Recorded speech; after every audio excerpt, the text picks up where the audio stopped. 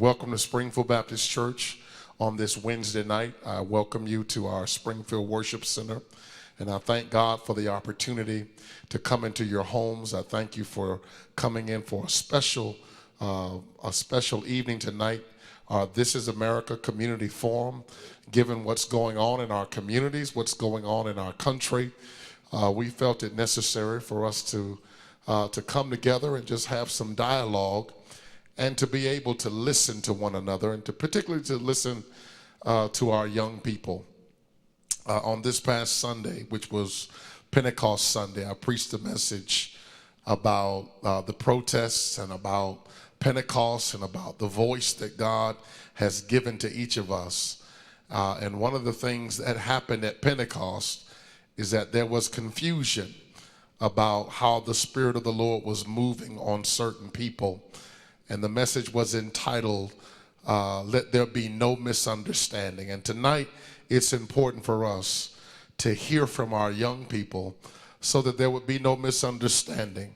And I thank God for all of the technology that unites us. We're going to begin with the word of prayer, and then I'm going to introduce you to our distinguished panel tonight.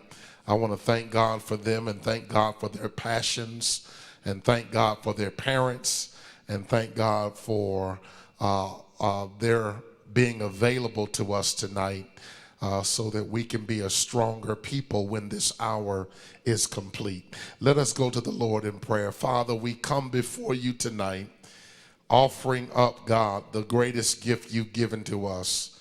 We thank you for our children, and we thank you, God, for the promise that they have provided to each of us. We thank you, God, for all of the people who have poured into their lives. We thank you for those who have graduated, for those who are in college. We thank you, God, for how you've kept them in the last 3 months during this pandemic. You've brought some of them off of college campuses to the safety of their homes, and I'm grateful for their life, for their health, and their strength. And God, as they continue to evolve into parenthood, into adulthood, into everything that you've called them to be, I pray that this church has served as a foundation toward their evolution. Now have your way, God, for those who are listening tonight. May you get the glory, may you get the honor, and may you get the praise. In Jesus' name we pray. Amen. I want to take a moment just to announce this distinguished group of young people that we've assembled tonight. I thank God for each and every one of them. I'm going to begin with those who are available to us by way of technology, who are on a Zoom call that I hope that every one of you is able to connect with. I want to begin by welcoming to our Zoom call Mr. Israel Dixon. Israel Dixon is a graduate of Newton County High School, class of 2020. He's a graduate of the Academy of Liberal Arts at Newton High School, and he is the valedictorian of the 2020 class, a member of the National Honor Society, vice president of that organization, a captain of the baseball team. And he was featured recently because he will be attending the United States Military Academy, where upon graduation he will be commissioned as a second lieutenant in the Army at West Point.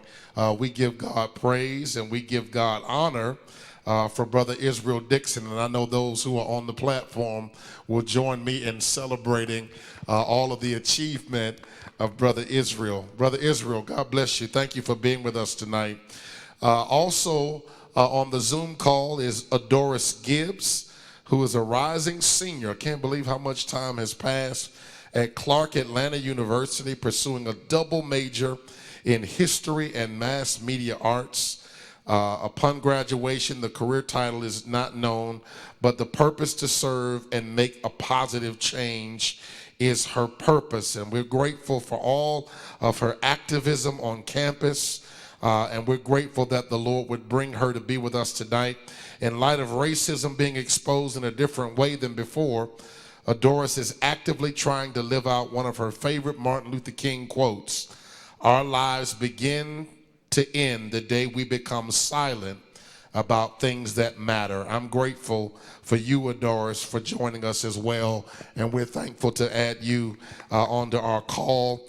Also on the call, all the way from Washington, D.C., is Amari Daniels, who is pursuing a master's, who has a master's in public health from the George Washington University.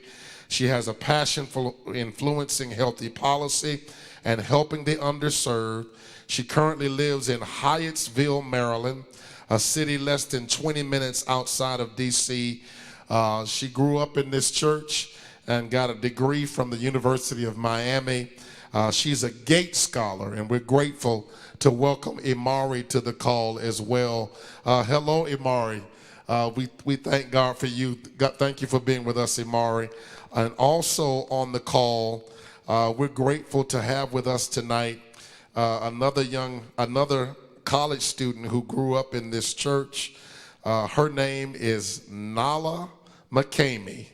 And Sister McCamey was a top 10 graduate of the Newton County Academy of Liberal Arts at Newton High School in 2019.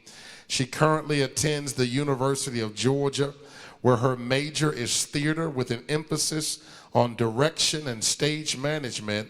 And she's the president of the Black Theatrical Ensemble and a member of the Black Student Union.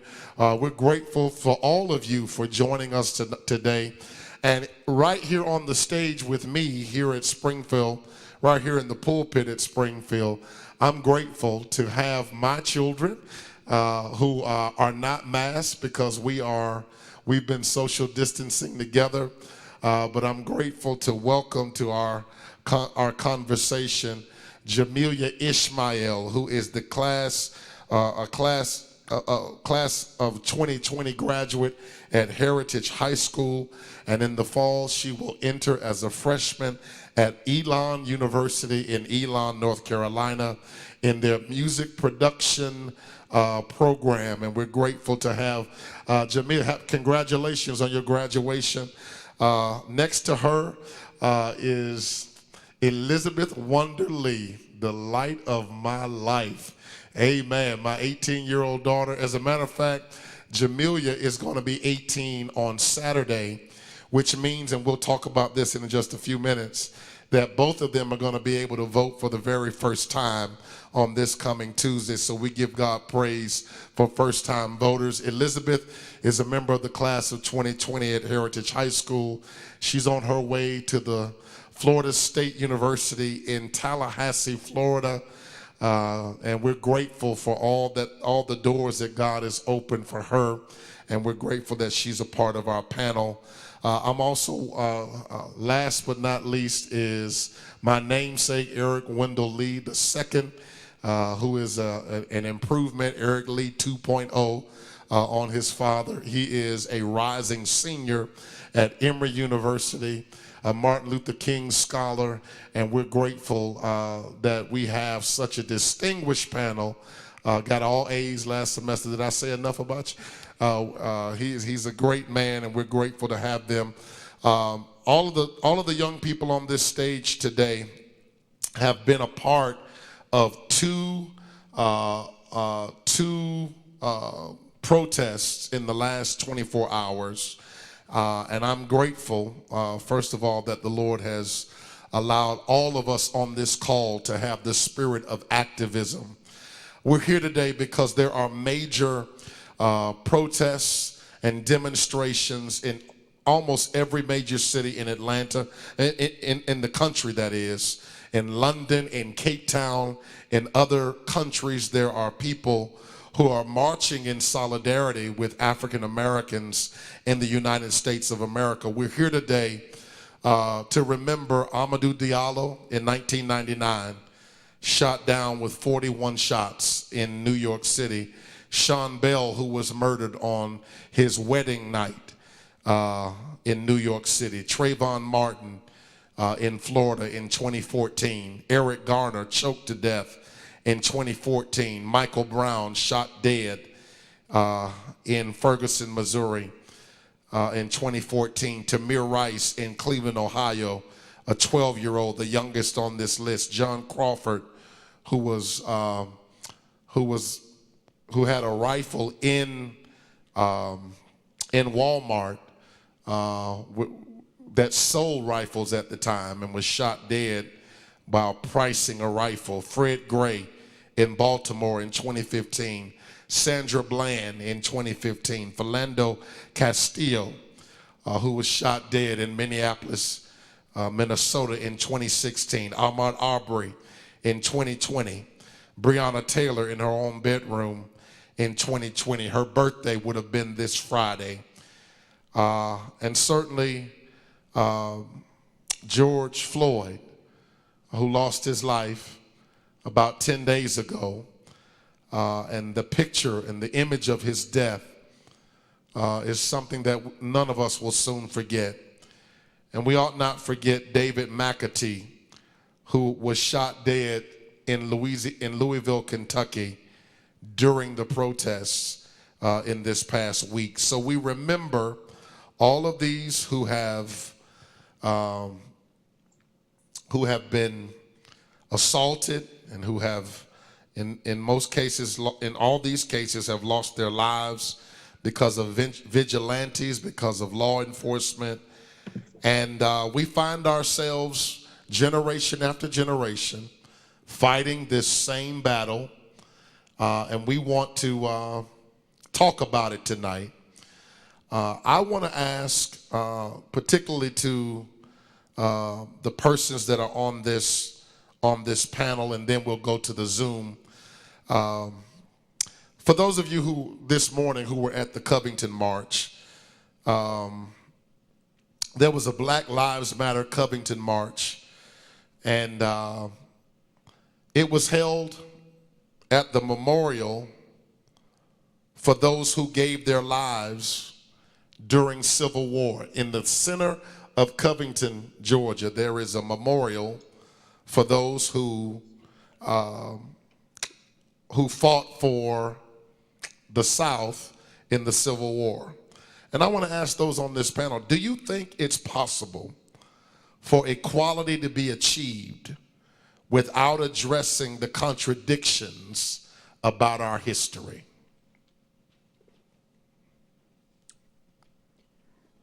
I personally don't think you can progress without looking backwards. Only because to look forward is to know that your history is valid, and that history is what's going to teach you to be better, because history repeats itself. And I know that notion is we're tired of hearing it, but it's so true, because in this nation we continue to make the same mistakes because we're not seeing the flaw. Though many people are protesting the flaw in what seems like every state now, every 50 states has protested the injustices and oppression of black people, not just African American people. I think there's a very important distinction there. You can be Afro, Latino, Latinx, black people in general, the oppression in America.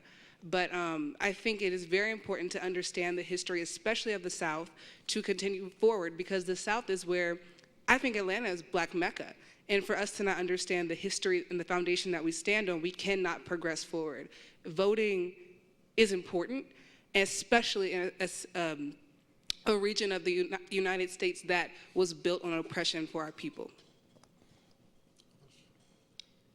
I feel as though it's definitely necessary, because we've been trapped in this continuous cycle for generations. I mean, we learn about the civil rights movements and history books, and we just assume that it's history.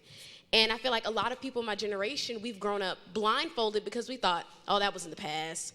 Racism, police brutality, that was in the past. And for a lot of us now, seeing this in the news, it's like this blindfolded has been ripped off of our faces. A lot of us don't know how to feel because we were kind of ignorant to the fact that this is still going on. It may not be in the media and it may be swept under the rug, but it's still happening. So I feel like it's definitely important for us to learn about our past and realize that it's not over yet.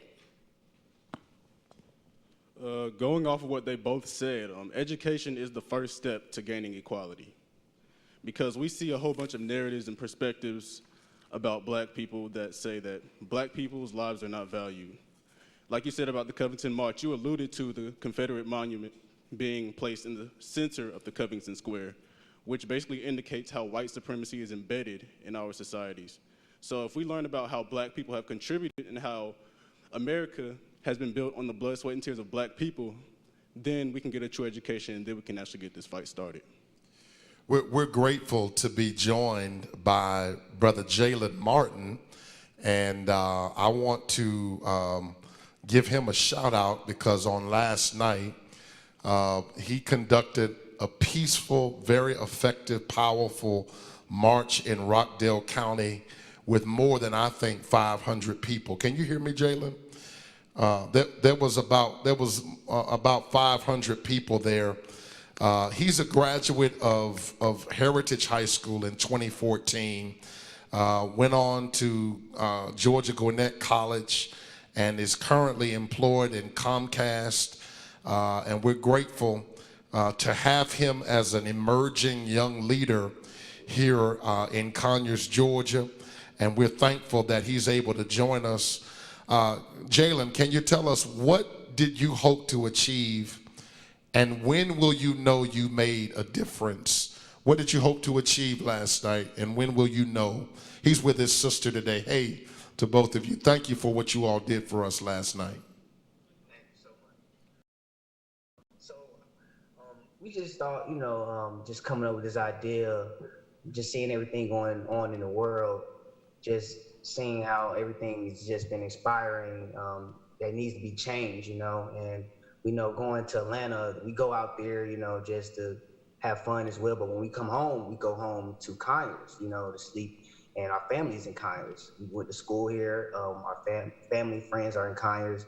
And I was just saying, we all needed change in our community, I know a lot of my friends and me also have dealt with police brutality, just stereotyped by the police as well.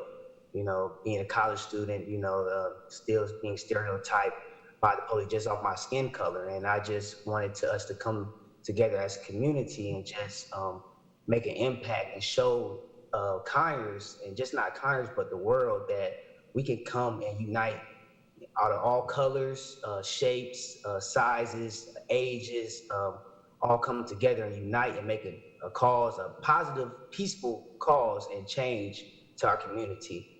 And then that's why I wanted to, when we did our march yesterday, I always wanted to make sure peace was the key to our march the whole time, just making sure that the crowd know this is a peaceful march.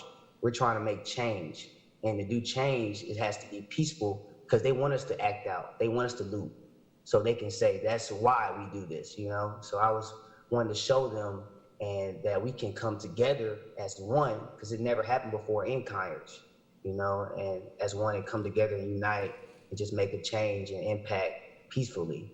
And I just hope to continue on making an impact in my community by just getting the younger generation involved more around the community. I'm just letting them know that it doesn't stop there. It starts there. It's just the beginning. Voting, that's the main thing. That's why I wanted to also get us all together yesterday and just show them that we could come together and unite.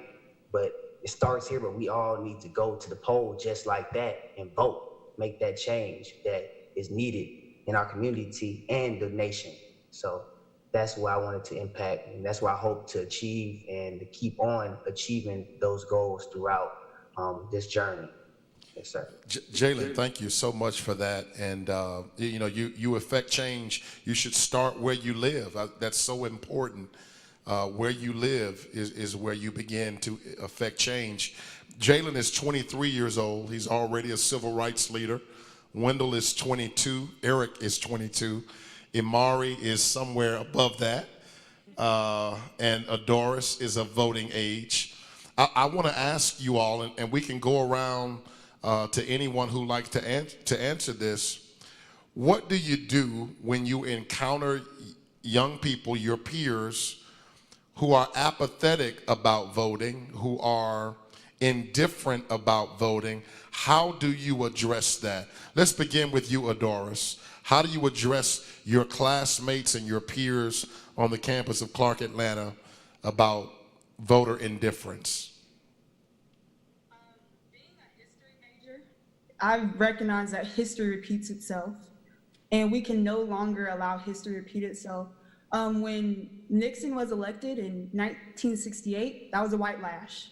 We experienced a white lash again in 2016 when Trump was elected. And there's no way we can allow that to happen again. We have the Trump Make America Great campaign.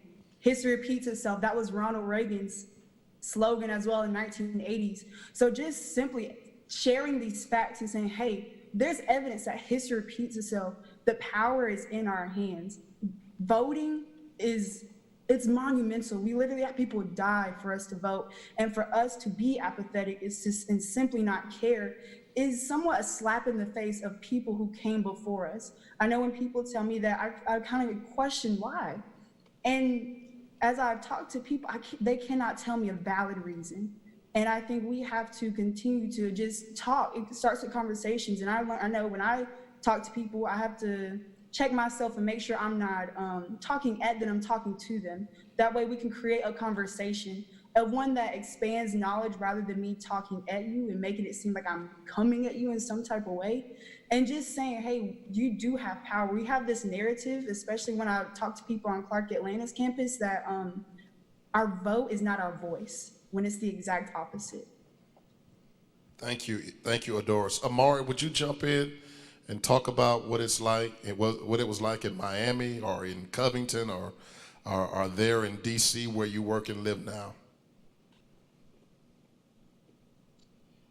As far as the voting? Yes. Or just, yeah, so talking to your peers about voting. I'm currently in DC, so I'm definitely surrounded by a lot of the protests, and there are a lot of myths amongst like my peer groups. When, like Adora said, they don't think that their voice matters. And it's really important that we elect officials who do matter, who are able to represent our opinions, especially what if people who are willing to invest in the community. I think people don't take the time to educate themselves on who they're voting for and really just show up. So state and local officials do matter. Those who seek to reform criminal justice, the prosecutors, the district attorneys, I don't think people understand their role and how they are the ones who can bargain contracts with the police. And so kind of understanding how their protocols work and who is in charge of making these changes on a local level is extremely important. So of course, protesting and making your voice heard and being out there is important, but it's just as important to make sure that your voice is truly being captured and educating yourself and representing your community in the best way by making sure you put people in office who are actually going to make that systematic change. Thank you. Israel, would you address that as well? You're headed to the Army. As me turning 18, I was fortunate enough to be a first-time voter this year. So I have a lot of peers and classmates that, they'll complain about the situation that we're in right now. They'll go to the protests and, continue to complain about the situation and how it's not getting any better. And I'll ask them the question, have you guys registered to vote or have you guys voted yet? And most of the time the answer will be no. So, and they'll give the excuse that, oh, my vote's not gonna matter, or, oh, my voice is not gonna be heard. So I just try to reiterate the fact that our great-grandparents died for our right to vote. So even if you don't think that your vote matters, which it does, you still need to get out there and register to vote. So that's just what I've been trying to reiterate to my peers as we are becoming first-time voters, is that our voice is gonna matter and we are gonna be the ones to make the change for the future. Nala McCamey, you're looking like your mama tonight. Your mother is a candidate on the ballot for Superior Court judge in the Alcovey circuit. So I know that this is you've been on the campaign trail, and this has been a part of your life since for the last year. So tell us how you engage your demographic, your young people, about voting and dealing with voter apathy. I just remind them, especially the ones that are educated and say that they understand that the problem is systematic and that the problem is not just one person. I remind them that if you know the problem is systematic and if you know where the problem lies, then you need to do what you can to change said problem. And that means voting, that means donating, that means showing people, hey, I know what's happening and I know how to play your game. So I'm going to make sure that you know that I have a voice and that I will be heard. Protesting is wonderful, but the protests aren't the numbers that get people elected. The protests can be a catalyst, but if you have power and you go nowhere, you've done nothing. If you have a problem and you see the solution and you ignore the solution, you've done nothing. You've just complained to complain. And we, as a people and as a nation, are past complaining to complain. If we're not going to vote, if we're not going to donate, then we're wasting our time, and we don't have time to waste. So it is very important for all people, for people of my age group, to understand that we are the things that make changes. A lot of the reasons that young people were pushing for in that 2016 election didn't get anywhere is because those young people went out with their signs and their shirts and their merchandise, but they didn't vote. They didn't turn out. The polls show that, the data from those elections show that. So if we have people that we say, oh, I trust you, or, oh, I know who you are, then you need to show the rest of the world that these are trustworthy people that serve everybody. In organizing, thank you to all of you. In organizing this event, I spoke to a few more young people who mentioned that they just were not emotionally ready to have this discussion. And I know that some of you are dealing with emotions right now. So I just want to ask, how are you doing? How are y'all doing? And how are you managing all of the images that we're having to take in from 10 days ago, from what we're hearing about Louisville, Kentucky, and from what we saw with Ahmaud Arbery? You know, in the last 20 days, we've seen 2 black men die in the streets of America, and I know that you all are that this is hitting home for a lot of us for the first time in our lives. So how are you all doing? We'll start on Zoom. Anybody want to address that? I'll speak, Pastor Lee. Yes. One of the main things I want to say, as far as the entire panel we have up here, is a panel full of knowledgeable minorities, first and foremost. So we're automatically going against the grain of what people automatically expect of us to begin with. But we also have to ask ourselves as people and as a huge gathering in general, as to why do the youth feel like our voice is oppressed? Why do we feel like we can't stand up, or we're not emotionally ready or emotionally available to be able to have these conversations? Why do we feel like our voice doesn't matter? And that's where we have to reflect back as a unit and as an organization, as minorities, as to when our voice became silenced for us not to be able to speak up. Because if we're being real, everyone says that the youth is the future. You know, the power is in the youth. And without even realizing it, millennials hold so much power, but because we've been programmed to thinking our voice does not matter for situations that are occurring in today's time, no one wants to speak out and say, I'm an activist, or I'm standing up for our rights, or I'm standing up for my brother beside me, or my sisters on the panel board. No one wants to utilize the strength in that time because they're afraid of the feedback, the responses, the judgment from our peers. It's like, it comes with a lot of healing. And right now, the world needs healing because no one is taking the necessary time they need to understand what's actually been going on. This just hasn't happened the past 20 days. It hasn't happened even the past month. These are things that have been reoccurring that added fuel to the fire, such as the All Lives Matter movement. You know, we all know that all lives matter, but if you use the scenario such as if you go into a neighborhood and one house out of that neighborhood is on fire, when the fire department comes in that neighborhood, are they going to put out a fire at every single house in that neighborhood if only one house is on fire? Or are they going to focus on that one house that's on fire and put that out? So as far as speaking to everyone else, especially when I use my voice of reason, it's, hey, Just because we are in this entire neighborhood, the fire department isn't going to put out the fire at every single house. They're going to put out the one that's on fire. And right now, Black lives are on fire. Right now, we are the race that's on fire. We are the race that's being burned down. We are the race that's being torn down, that's being attacked, that's getting initiated into aggressively. So when you incite with anger, you get that anger back. And I think that's what a lot of people are misunderstanding. As millennials, naturally, everyone here is an angry being because of the system we've been exposed to, because of the circumstances we've been exposed to.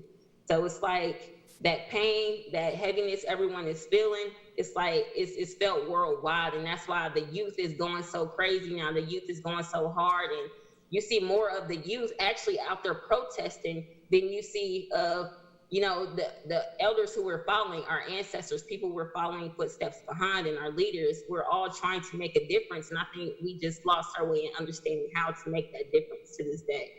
So that's why all of us, I believe, on this board is taking the initiative and the steps to be able to say, we made a difference. We did something to speak up. We didn't just stand by and let this happen. We used our voice, whether we're 20, 22, 23, degree or no degree. We didn't just let our house of Black lives burn down, even though all the other houses in the neighborhood weren't on fire, all the other races were fine. We protected ours, and we did what was needed to be done in order to make sure we were still standing in this same neighborhood with everyone else, and our house is not on fire. Our grass is green. Our front door still has a doorbell. That is the change that we're hoping to make in the world. That is so well said, and I just want to say, first of all, thank you. You served our country in the United States Army, right? Marine Corps, sir. In the Marine Corps, and I want to thank you for your service. She's side by side with her brother. Saw her mother last night. They were just peacock proud, and I just want to take a moment and stick my chest out, because all of these young folk are Springfield Baptist Church young folk, and we're so grateful. Y'all lift them in prayer and just keep encouraging them.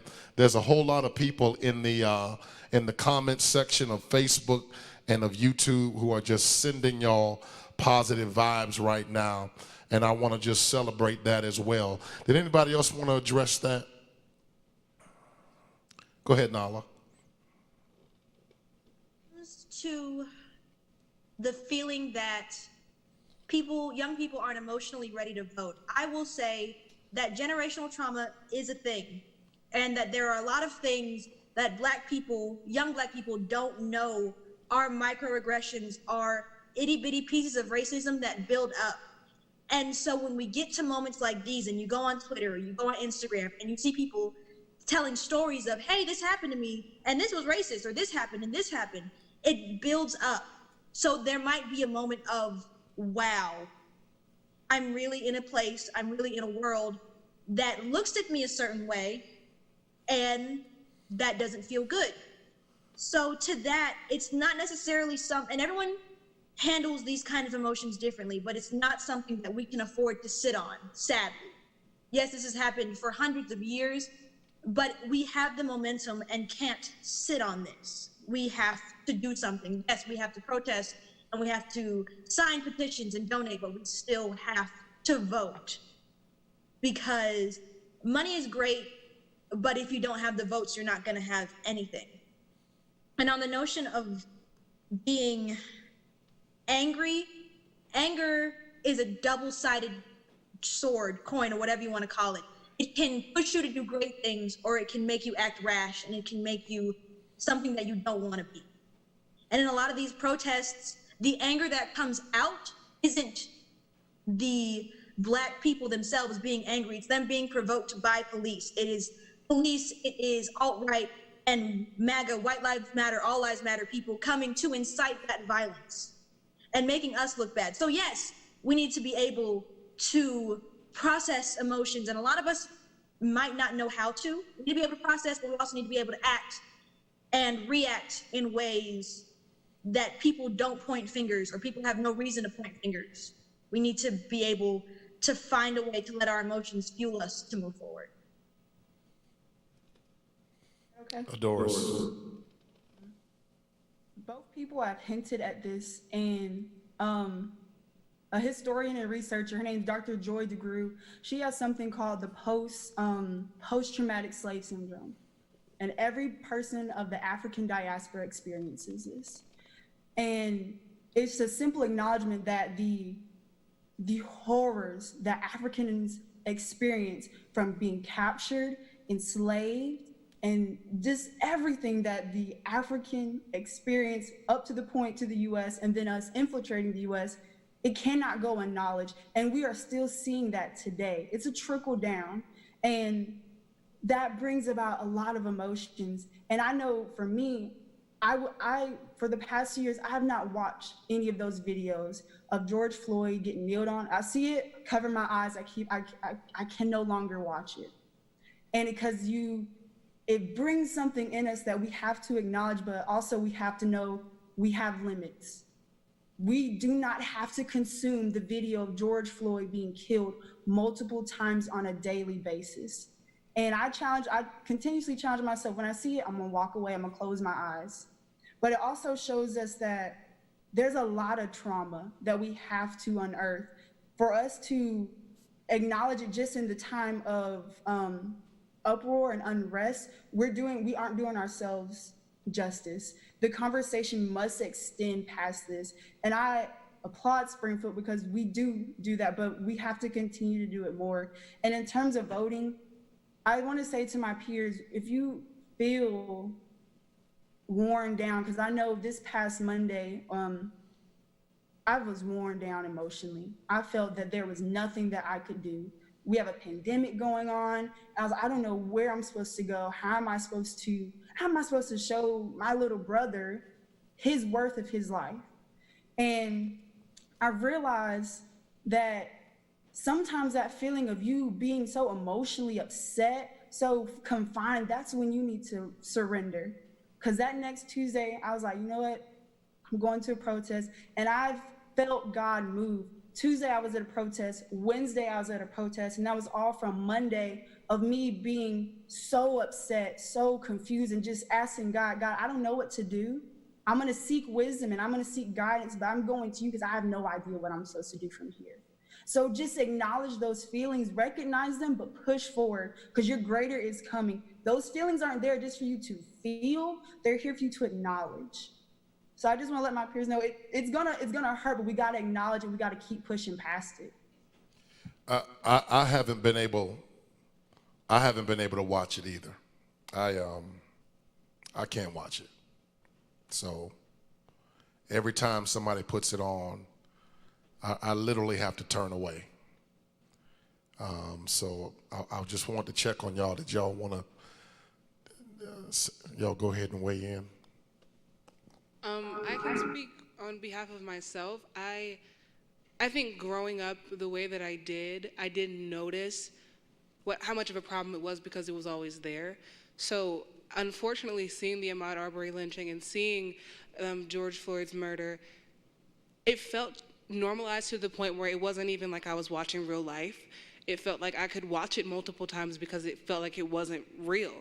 And to think about it now and how absolutely disgusting it is that people are literally reposting lynchings that families would not be comfortable with being reposted. You're not thinking about the mothers and the fathers and the brothers and the sisters who are having to see this person killed. The Shali Tilson pictures that have been going around. It's absolutely traumatizing, but in a way, our generation has, I feel some of us have become desensitized because it's been shoved down our throats so much to the point that I hate to say it, we're used to it. Like the Ferguson marches, I wasn't surprised when things erupted the way they did here now because of what's happened in the past. And going back to the question of how we feel, I feel numb to the point where I can acknowledge things, I can speak eloquently about them, but I haven't really just figured out how I feel about it personally. And the only way that I do kind of dissect that is through art. And a lot of people feel bad when they can't go to physical protests because some people, that's just not their superpower, that's not their avenue that they're supposed to protest in. You can protest through donations, through posting art, through posting information, through learning more things. And I encourage my generation to use your superpower to speak out against this, because just because you can't be on the front line doesn't mean you can't be there at all in your own way. And lastly, about the voting, about being 18, new voter, I was gonna vote early, but I had no information at all about the candidates. And I felt it would be a disservice to myself and to the people that I was voting for, because I have no idea what your platform is. And especially in Rockdale, I think a lot of new voters, we don't know. The only campaign that I've really been in mentally before the Hillary and Trump campaign was Obama's campaign, and I was like 8. So I think it's new to actually understand who's running and why they're running, and not just because you hate black people so you're going to vote for Trump, or because you don't like Trump you're going to vote for whoever else is against him. We have to know the information and who's going to be in charge for 4 years, because I think the problem with 2016 is we had no idea how important it was, because we couldn't see past, we didn't like one person, so I'm gonna vote for this person, or I don't like either one of them, so I'm not gonna vote at all. And that ignorance is what caused this. I don't think this would have happened if we could have just been smart enough to understand that our vote matters, and that even if we don't like someone, we have to understand where we can fit in order to vote. Because voting is our superpower. People protest, and they're prioritizing protest over voting when people protested for us to vote. So understand that we can do all this. We can post art, we can donate, but if you don't vote, you're basically contradicting the very reason we protested in the first place. So I encourage you to vote. Our president was online 2 hours ago. Our former president, I'm sorry, I'm sorry. Former President Barack Hussein Obama was online at 5 o'clock, and one of the things he said, it's not protest or vote, it's protest and vote. I've got 2 major questions, and I'm dedicated to sticking around as long as it takes for everybody to get an answer. So if we don't end at 8, I apologize. This is too important for us not to hear from our young people, all of them, on these 2 issues. Particularly when we were at the Covington March today, I saw a sign. Someone said, it's the few bad apples argument, that we've got to identify the few bad apples, or they're going to make the entire harvest rotten. We often hear a few bad apples argument with regard to police brutality. In other words, there are people who seemingly deny that there are more institutional issues like racism at work in society.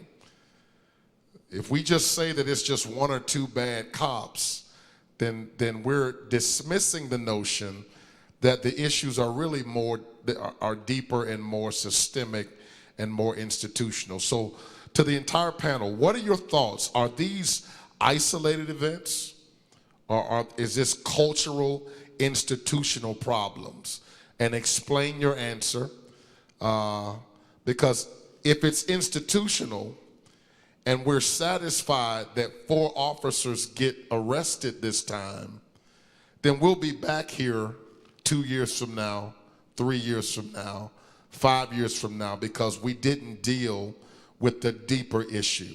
So let's start right here. You prepared to answer that? Eric Wendell Lee II? It's a cultural issue. Y'all can hear me? It's a cultural issue. And going back to the few bad apples argument, I mean, you can have a few bad apples, and that's obvious, but if you're not taking action to identify them and to point them out, then you're just as bad as they are. So I feel like that's a relevant argument.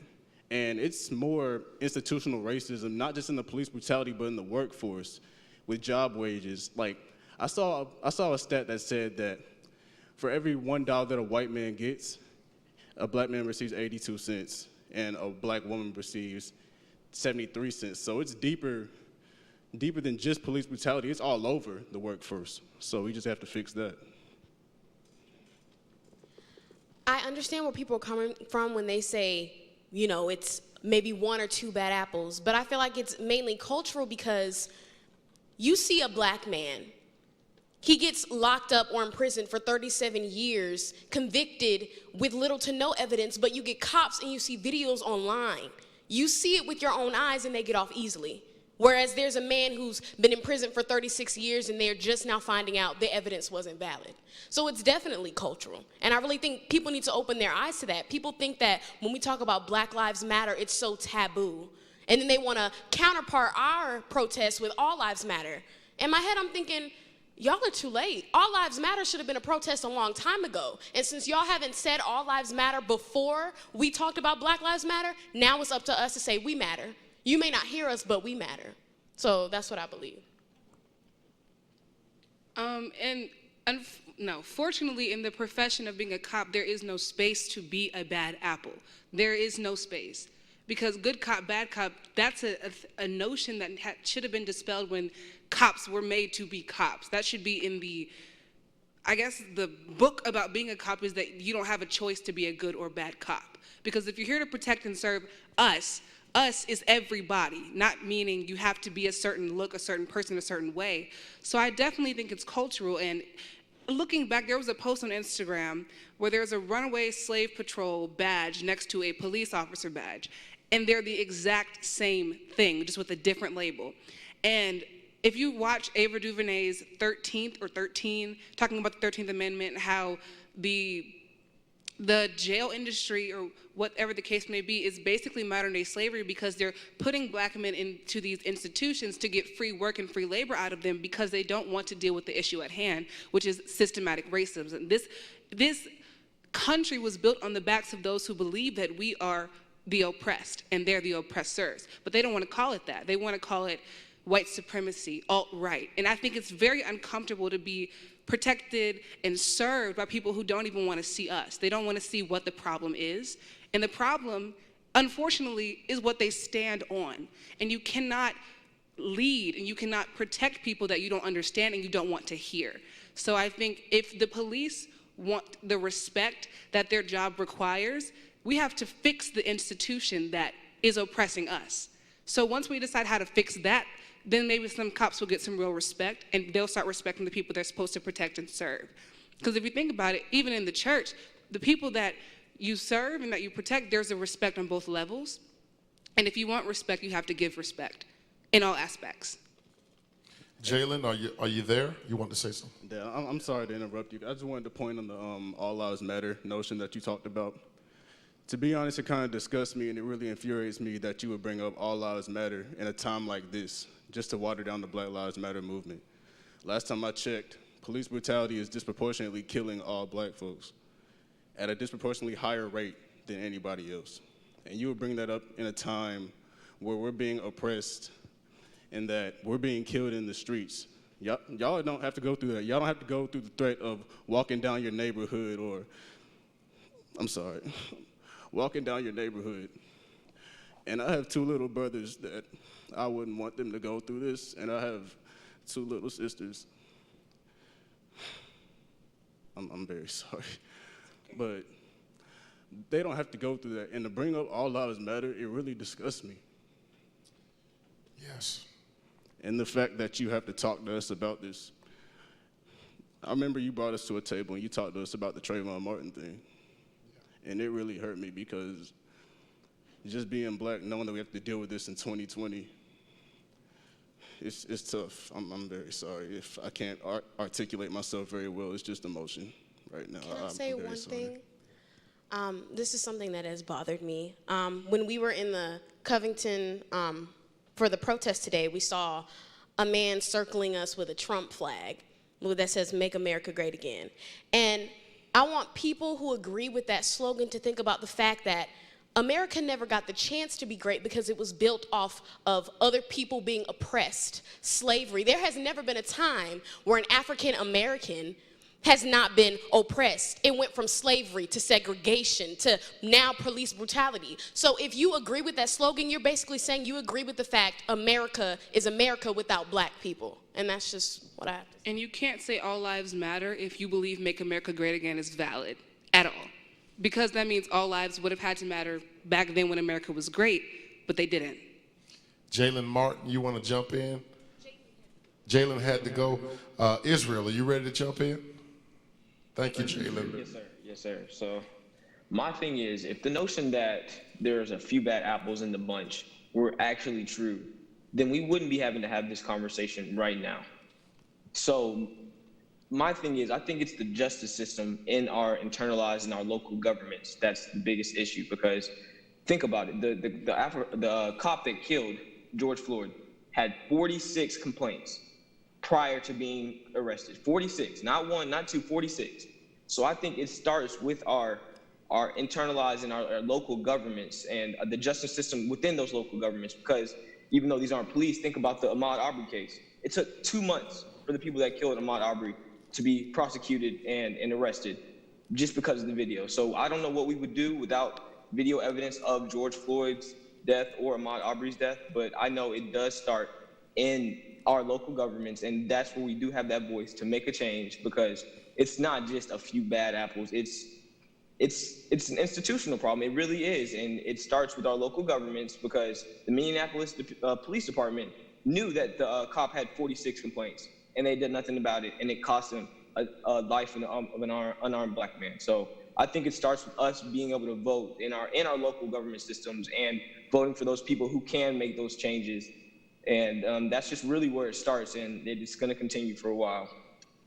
That is so important to remember, that your local government elections have so much sway over how our lives are led and how our rights are protected. Thank you for reminding us of that.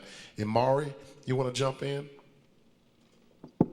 Yes, so just to echo what was already said, it is hard not being emotional. So I'm going to try not to do that, because it's kind of hitting me again. But yes, the criminal justice system was definitely found in white supremacy. As it's already been stated, most African Americans are arrested, I think it's 5 times the rate as white Americans and incarcerated, and the mass incarceration of our country is essentially equivalent to slavery. That's just fact. I mean, it's really sad to see that once someone is in the justice system, within these prisons, they have pretty much no chance of upward mobility. They are disenfranchised, they're not able to vote, and it's just a continuous cycle. And it's apparently just not a few bad apples in the bunch. This is an institutionalized problem. There are actually 3 levels of racism. So institutionalized racism really involves like discrepancies to employment and education, which we see throughout our communities. Even if you actually come from an affluent background, you will also receive personally mediated racism, which is essentially prejudice and discrimination. It makes it harder for you to just move upward within your community, within your jobs, within your educational systems. And then as a result of that type of racism, you have the internalized racism. So this is when we come to terms with what is my self-worth? I don't have the confidence to speak out. I don't have what it takes to be in a PWI, an all-white institution, and you just really seem to question your own worth. And it is a cycle that has to be stopped. It's just not a few bad apples, definitely not. And for people to incarcerate the most vulnerable populations for monetary gain and pretty much put their health at risk and ensure that they have no way to move forward in life and support their families lets you know that this is a persistent issue. And I will say, I think it's already been stated, that this has not been something that's just been happening the past couple of months, the past year. We just have access to social media now. We can see these issues being broadcast everywhere, and now it's gaining that momentum that we've always needed. So it's essentially really important that we understand that we can't really dismantle the police system altogether, but we definitely need to make those changes to improve their protocol and to make sure we're getting those people in charge and elected who are actually going to serve our best interest. Nala? Okay. I think it's a little bit of everything. It's a cultural issue, it's a systematic issue, it's everything. Because when you go back, if you have the strength, when you watch a lot of those videos, the officers themselves are scared. When they tell themselves, I feared for my life, they believed it. Because either A, culturally, they are taught that Black people are scary.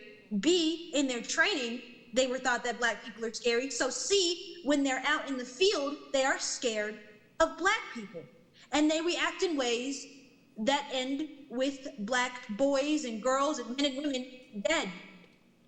And it is definitely a justice system problem, because when you study the justice system, the prosecutors and the judges can't get anywhere without the cops, and vice versa. So if you have cops that are quote unquote these bad apples, cops have unions and cops stick together. So if you try to prosecute the cops, that might hurt you later on down the line. It can't be a few bad apples, because if it was a few bad apples, we wouldn't be having protests in all 50 states. Can you guys think about the last time all 50 states were saying the same thing? We haven't been 50 states that long for that to happen. So we have to understand that it's bigger than just George Floyd and Ahmaud Arbery. It is, like Amari said, it is systematic, it is internalized, it's in there. And as he said, it's gonna be hard to get it out, because this is what people know, that's what they're taught. And kind of going back to what Bibi said earlier, or Elizabeth said earlier, I'm sorry, the images, they're everywhere. Like, I'm pretty sure there are some Emmett Till pictures in some history books from the get-go, from when we're in elementary school, in middle school. No one ever says that black people didn't deserve what came to them, or may not be innocent. That's never the point. The point is, this is what happened and we're gonna move on, not who you are as a person and how that affects you now. And if there were bad apples, then the tear gassing and the dogs and the beating would have stopped in the 60s. And in 2020, again, we would not be having this conversation, because bad apples, they fall out and they rot and they die. But this is a whole tree issue. Doris. So, like Wendell, I too am the oldest, and I've realized, much as he has stated, that my actions are not my own. And I just really quick want to share a quick fact just to confirm the many emotions and feelings that we have. So I'm taking a summer course right now, and in Black Empire, Joshua Bloom and Waldo Martin write that, quote, in 2016, young black men are 21 times more likely than white men to get killed by police. And when I think of the quote that a few bad apples, that's not unacceptable, because Desmond Tutu said, if you are neutral in situations of injustice, you have chosen the side of oppressor. That a few bad apples, that's neutrality. We cannot have that. You are on the side of the oppressor if you do not acknowledge that. That is a problematic statement. You have chosen the side of the oppressor. And some people have said that, and I'm glad you said it, because now I know I need to turn my direction to you and simply educate you, because you may not know. And on Twitter, I'm an avid tweeter.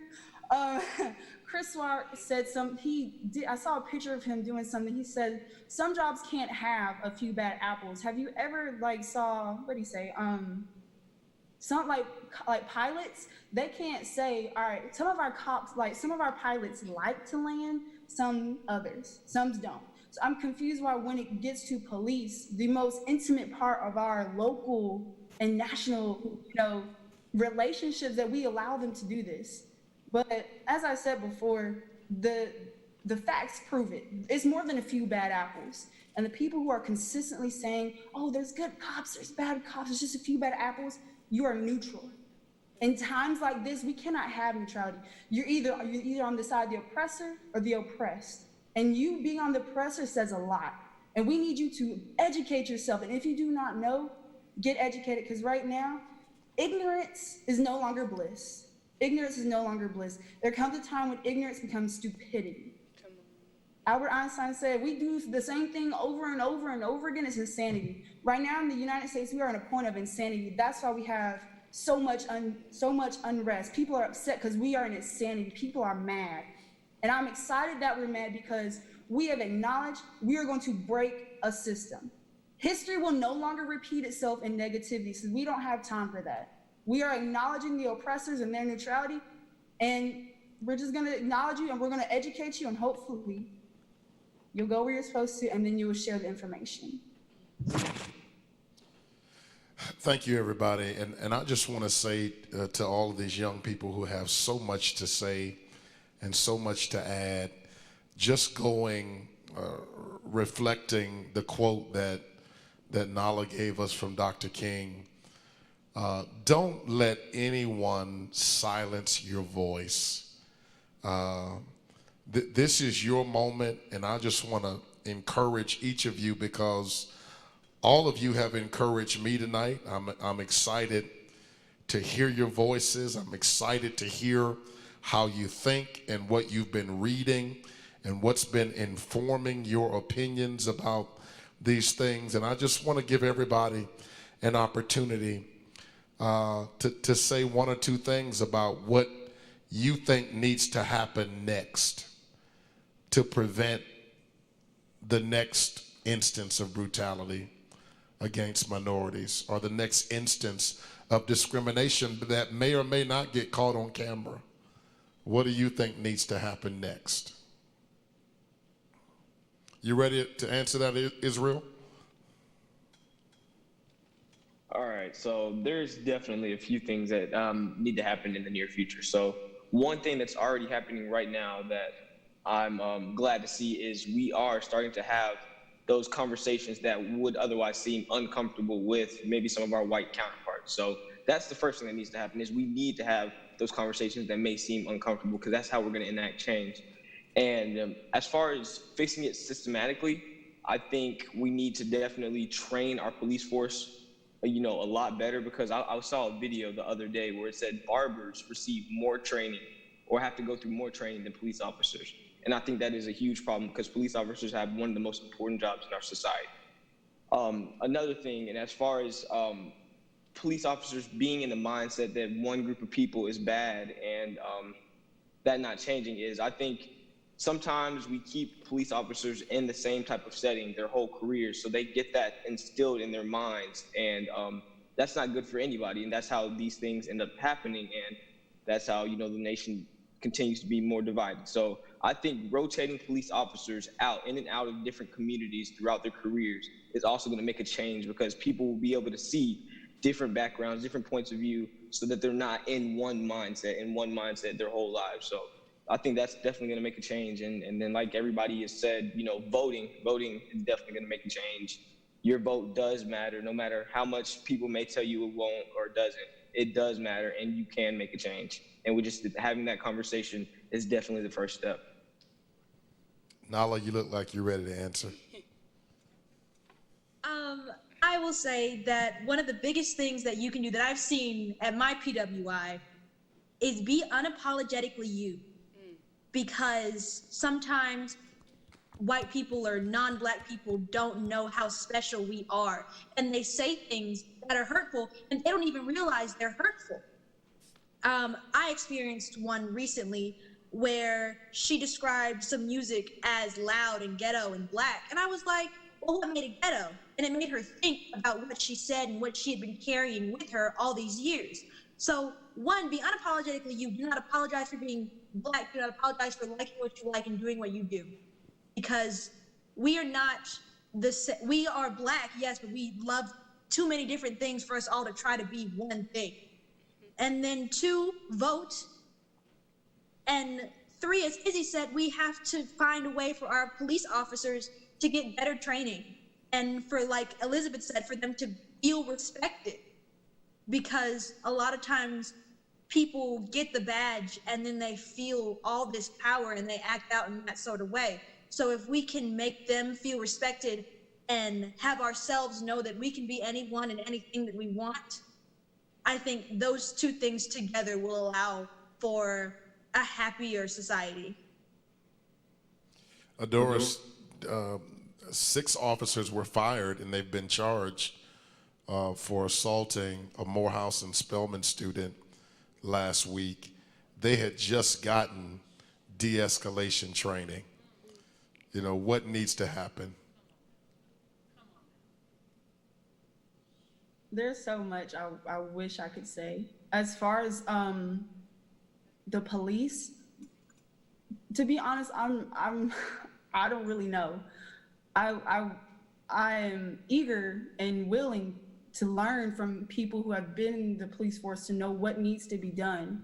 But as far as the community, I know that the Bible tells us when 2 or 3 are gathered, God is in the midst. So I just say that to say that we have to realize it does not matter the amount of people who are with us as we do what needs to get done, whether it be you coaching a basketball team, you going into the community, having lunch with kids, paying off lunch debts. There's so much that can be done to show Black kids their worth. That way, when they get older, they know this can't happen to me. I'm worth too much. And it's just, also, we have to vote. Killer Mike said we have to bully the politicians in the voting booths. And that's what we have to do. We have to recognize that it starts locally. And I really began to see that. And I really began to see the power of me getting involved locally can do, because if I can make a difference in a child's life and show them how beautiful they are as a Black boy and a Black girl, to show that their Blackness means something, that I've done what I needed to do, but it says I don't have to stop. I can keep going, and hopefully it'll just start a snowball effect. Imari? So I definitely want to address not only, some of the systematic things we can do to be strategic, but also how we're handling this mentally and spiritually. So as Christians, I know you guys know that prayer is not the last resort. It's the first resort. And for me personally, I don't know how people do this without having a relationship with God, because as we see, some of the anger and frustration is coming out in very unproductive ways. But it's important that you do start and end your day with prayer. You need to be able to continue to operate in peace and love, and ask for that peace to guard your heart and your mind. It was already said that, inviting whites into the conversation, a lot of people are afraid that they're going to say the wrong thing, or they think there's more that you have different that you do have in common. So even something as simple as having a conversation with someone outside of your race, inviting them to a town hall, or inviting them to your church, sending them the login information so they can stay in the know. And then find ways to really channel your energy strategically. So people are protesting, yes, but we need to be able to get involved with like social change campaigns, right? And figuring out how can we get the best information, how can we donate, how can we show up, where are the town halls that are happening, who are the people of color who are running for office.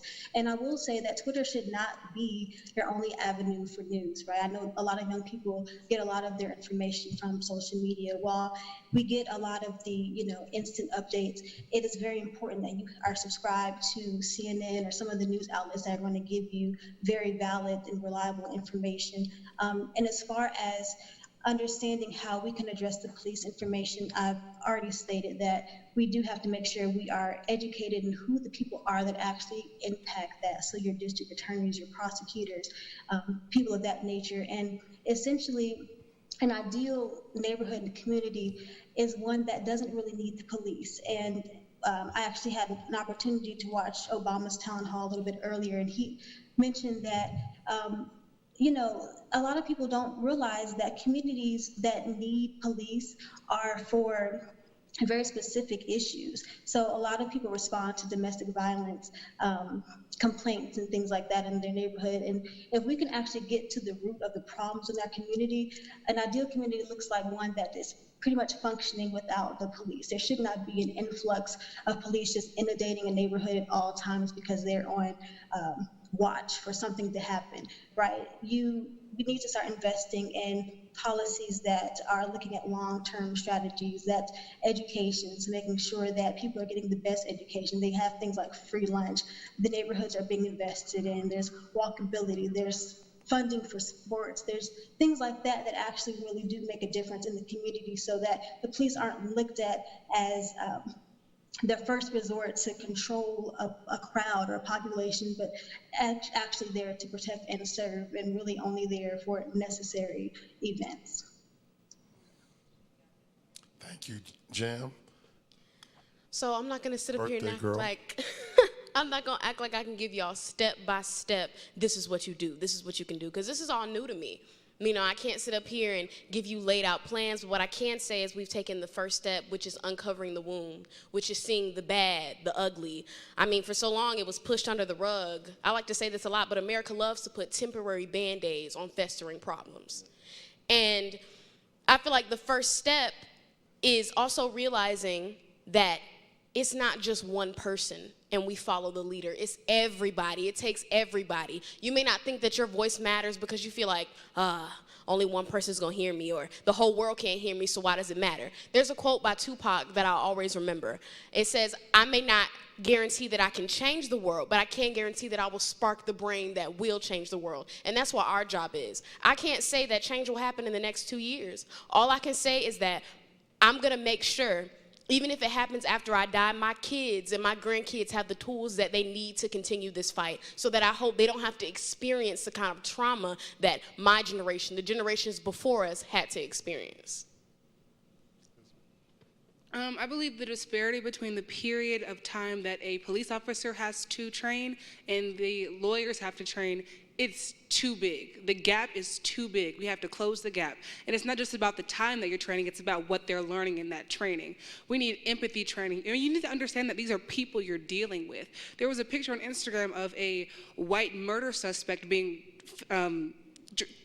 drinked water, and a lot of people were very upset about how the police handled that, but I don't think the problem is how the police handled it. I believe it's that the police wouldn't do that for somebody who looked like me. And if you understand that everybody you deal with is somebody, you'll understand that you have to treat people the same way, with kindness, respect, and understanding. And for me, in a radical mindset, if that could even be considered radical, kind of like how Mari said, is that we need a world that we don't really need the police to be patrolling our neighborhoods. Especially low-income areas, the police are always constantly around for no reason at all but to watch us. And I think in the land of the free and the home of the brave, we don't need people to constantly be watching us, because if you're brave enough to take a job that requires you to be out there on the field every day, then understand that we are also free and that you have to allow us to be that. And if there's a problem, we'll call you in, but don't wait around for a problem, because that will cause a problem. If you haven't noticed in the protest, they start off peaceful, the police show up, riots and looting. The connection is that we feel threatened because you feel threatened. And if you would allow us to continue to exist without feeling like we're constantly being questioned, that will spark some respect on both ends. And also, I really don't know how we can fix this. I just know that it starts with us. And something, obviously, that the generation before us is doing has not worked. So we have to get creative. We have to get creative. We cannot believe that we can do the same thing as somebody else and get a different result, because history repeats itself. So we have to get creative. We have to educate ourselves, invest in ourselves, understand that it starts with us, and we cannot rise, we cannot excel without proper education, without proper use of our materials and resources that have been provided to us by generations before us. We cannot progress without understanding what's around us and how we can use it, because the generation before us is trying to teach us, but a lot of us are keeping our ears closed because we want to be loud and upset, because I understand that. I'm upset. I'm a black woman. Apparently, I'm 18 now, and the world has seen me that way because of the way I look. And when I heard about Breonna Taylor, I was traumatized. I mean, I heard about Sandra Bland, but you don't expect it to happen to somebody who looks like you. And it really doesn't matter how old you are as a black girl. I think at age 12, the world starts to see you as a woman, unfairly, unjustly, and it's not fair. So for me to have to speak so eloquently about something that some 18-year-old non-black person could not speak about at all, it's not fair, and it's institutionalized, it's systematic, and the fact that we have to be so educated just to be on the same level as people who are our same age is not right, but it gives us, if there's a weight that black people have to carry, it's not right. Our moral obligation is heavier, and we have to acknowledge that and rise to the occasion, because that's just how God made us. We are created to be great. Greatness is in our birthright, and we have to use that to our advantage. Well, first and foremost, I want to talk on the disparity that you and Israel brought up. It's 7 years for a law student to actually study the law, and it's 8 weeks at an academy for police to learn how to enforce the law. So I just wanted to touch on that. We need more extensive training for police force, because if we're going to have any change, The people in prominent positions of power have to change, which leads to my next point. We've been saying this all night, and I cannot stress this enough. If you are eligible to vote and you have been protesting these last few days, you need to go to the polls and vote, man. America has a long history of black men and black women being killed on accounts of police brutality, racism, bigotry, and hate. At the beginning of this discussion, my father said the names, but I'll add a couple more names for you. Emmett Till, Martin Luther King Jr., Fred Hampton of the Black Panthers, and Medgar Evers. And we have a president in office who has been provoking these actions when the looting starts, the shooting starts. And he basically said in one of his speeches that black people have nothing to lose. I want you to ponder on that for a second. If y'all don't go out and vote, it's a slap in the face to everybody who has fought for you to have that opportunity. And justice anywhere is a threat to justice everywhere.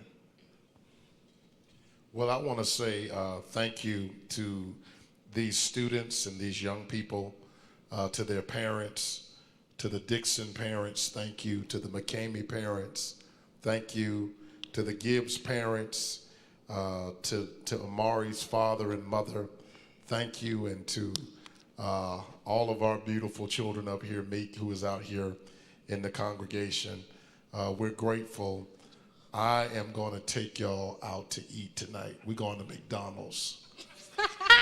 Y'all have just been tremendous. I want to say in closing, remember, to all of these young people, don't try to change the world without God. Imari mentioned this. Don't try to change the world without Christ. Don't try to change the world without the Holy Spirit, without the church. Remember that our faith is founded on a man that was wrongfully accused and wrongfully executed in a public execution. And his name is Jesus the Christ. And I want to certainly take a moment to offer Christ to anybody who's on this on the panel, and to offer Christ to anybody that's in the chat room. If you don't have a church home, a place to work out your soul's salvation, we offer Christ to you tonight. I also want to make this announcement to the members of Springfield Baptist Church. This is Communion Sunday from 9 a.m. to 11 a.m. on Saturday. If you'd like to come through and pick up communion, it will be available. You don't have to get out of your car. There'll be a drive up for you to pick up communion from 9 a.m. to 11 a.m. on this coming Saturday. So please come and grab your communion in advance of service, which is Sunday at 10 a.m. I think somebody brought up that when you please look up your ballot. Read the ballot before you get to the polls. You can print your ballot and take it to the polls. People do that all the time. It is permissible. There are 6 critical questions that are at the end of the ballot that you need to make sure that you're a part of. You really got to make sure you stay for you vote in every election, because Nala's mother's, it took about 5 or 6 pages to get to her vote on the ballot. So the last 6 questions are critically important. I'm going to read them to you real quick. Should Georgians work to stop climate change? Yes or no? Should Georgia enact basic standards to protect our environment from plastic? Yes or no? Should every eligible Georgian be allowed to register to vote on Election Day to make sure everyone can exercise their right to vote? Should Georgia take partisanship out of redistricting of the process and have an independent commission draw up the districts?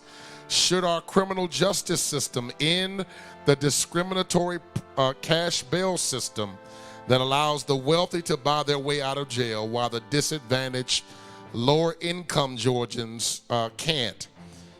Should every Georgian that has served their sentence for a crime they committed be allowed to have their voting rights restored? Now listen, I voted yes on all 6 of those, but make sure whatever you vote, that your voice is heard. We want to make sure that your voice is heard. We've offered Christ.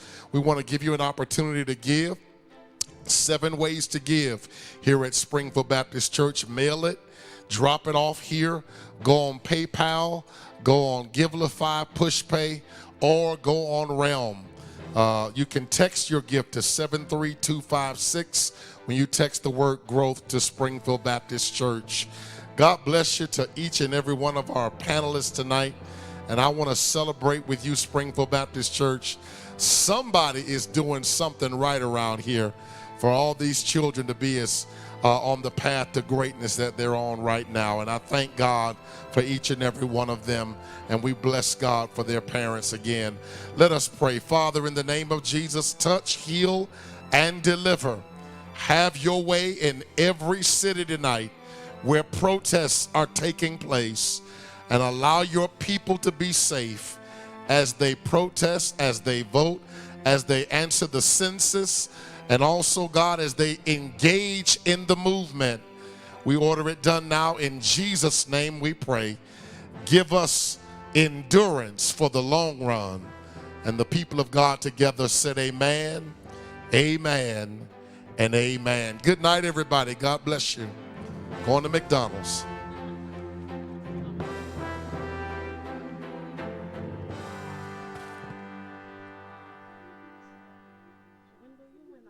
You went off. You gave it to us. You made the world speak. You made us